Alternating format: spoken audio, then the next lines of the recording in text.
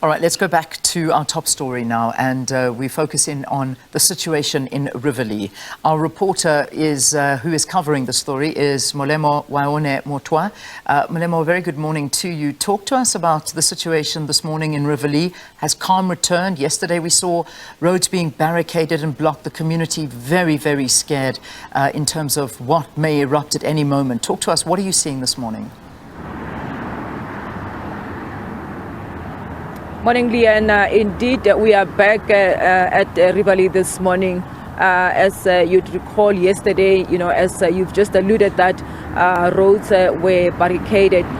We saw, all the roads leading in the area barricaded with, stones, barricaded with burning tires, as the community was, trying to press their demands home because of the shooting that happened over the weekend, which left 5 of the zamas dead in what is believed to be, a turf war. And if I can just step out a bit, we actually are just next to the road where, is where this Zamimpilo informal settlement is located.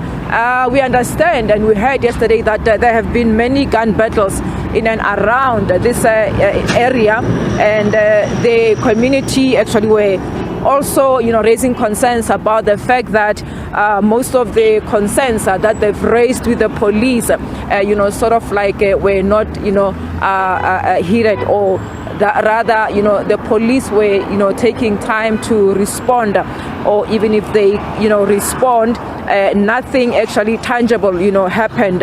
And the spot where we are now, where the camera is facing right now, we understand that that's the area just next to that dump. That's the area where the 4 bodies were collected the other night.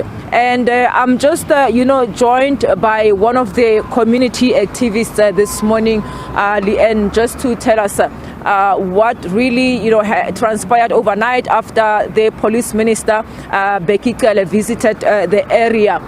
We heard yesterday the minister, promising or assuring the community that he was going to deploy specialized units in this area to restore law and order. But just to, be joined now by Ishmael van Wyk. Thank you, sir, for your time. Just what happened overnight, we can see that, calm has been restored this morning.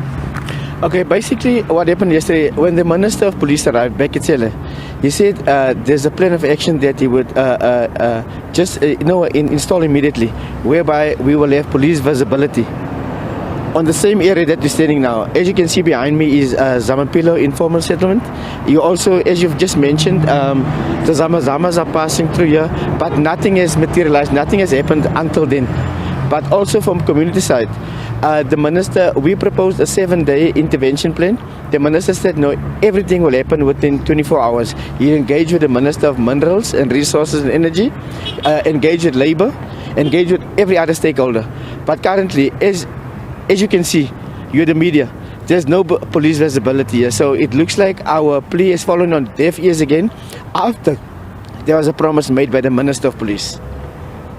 And, as some of the community members yesterday said, these battles have been going on for quite a long time.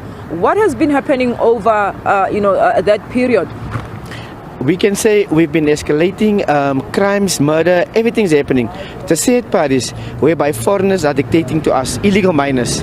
They're fighting over territory and the South African citizens are basically struggling. We've got nowhere to run after 5 o'clock in the evening. These guys start shooting.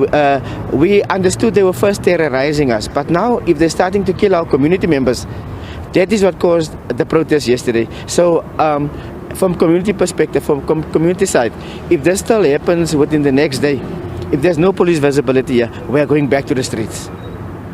Thank you so much, sir.